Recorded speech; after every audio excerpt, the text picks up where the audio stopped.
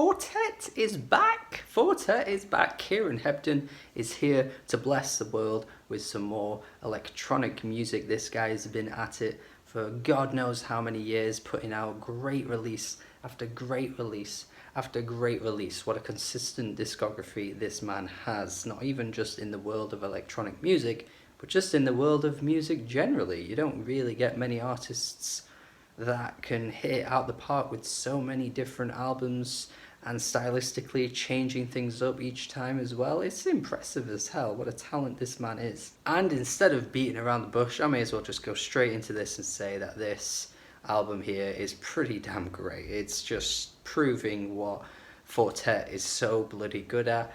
Across 16 tracks, it's everything I think a Fortet fan would possibly want. 16 Oceans to me is just an album that really captures the springtime spirit. It is a very spring release type of album. It's just got that instant flowery feel, that instant sunny feel to it that's just slowly exiting that winter period. And while yeah, it is that time of year that this album's been released, so perhaps that's what's fueling my opinion here, but not only that, I just feel like the sound of this album is just everything that captures that essence. He's just got a perfect ear for blissfulness. Like, these tracks have such a cozy, harmonious feel to them. Using different types of techniques for each track as well, you're getting a pretty consistent sound, but tracks like Baby and Teenage Birdsong fit on the album very perfectly, but they also have a very different approach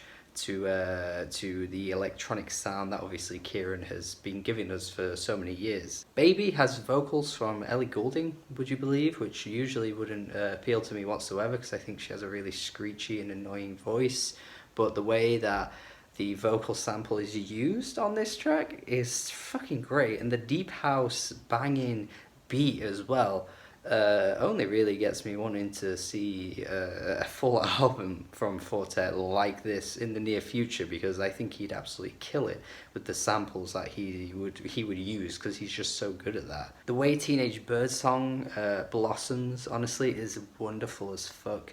That harpsichord is to die for. Honestly, might be one of my favourite songs of the year so far, and yeah, I would probably call this the best track on the album as well. And there's something about this album that's just so bloody effortless.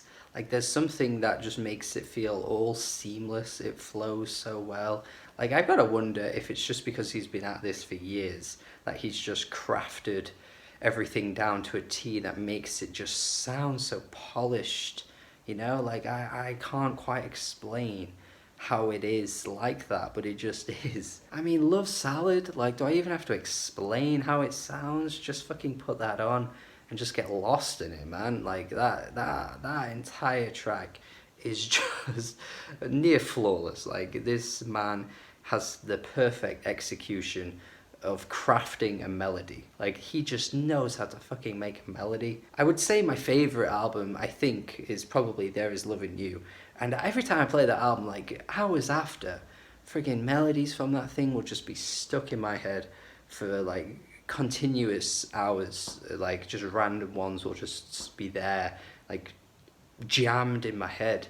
And tracks like Love Salad just really remind me of how he's just so good at that. Sometimes I forget that, you know, like, albums like There Is Love in You is as good as it is, because, like, I'm losing my words. Insect Near Piha Beach, or Pier Beach, is a track that reminds me a lot of what he gave us on the album New Energy, which I still think is a pretty damn good album, honestly. I enjoy that one quite a bit.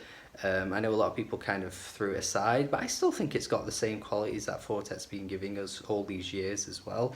But the one thing that totally, like, gets me thinking about that album is the instrument that he uses, which I think is it a mandolin on this one?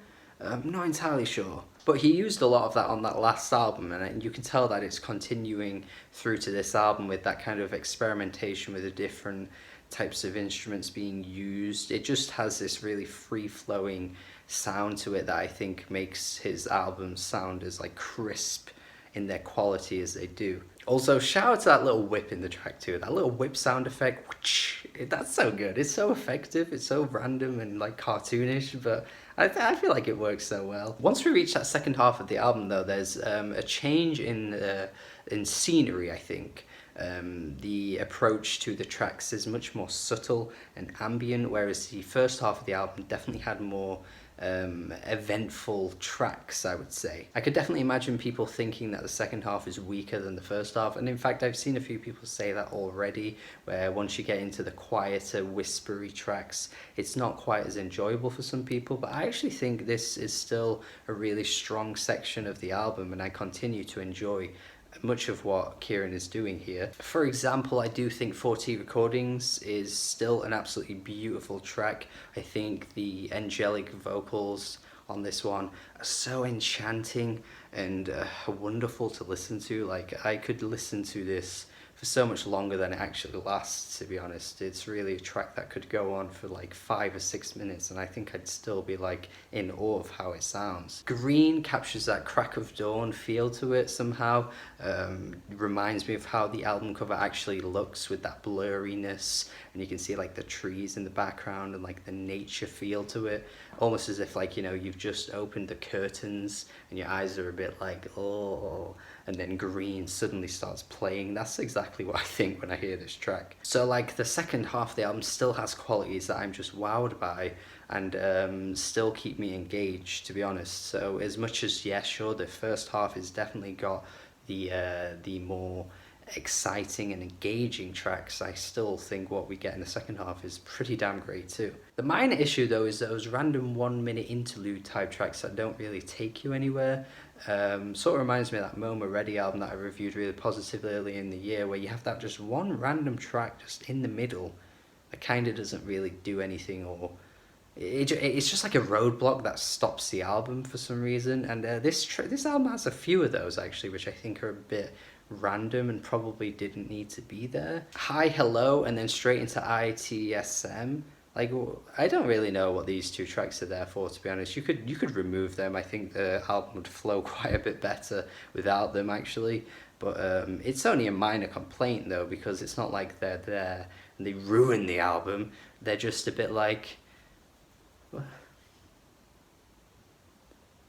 The closing track, though, is gorgeous. It's absolutely gorgeous. Those little vocals, like this... it's like a feminine voice speaking, just like sort of like talking to a child or something. Can't quite make out what's being said at all.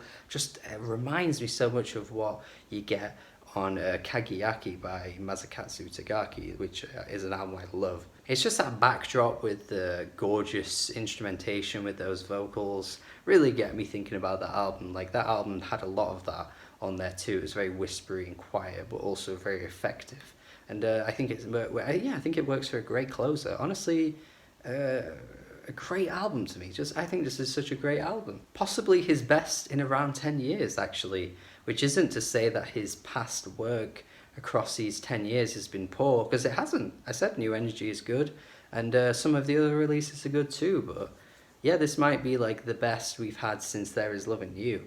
And yeah, I really like this. I think this is a great album.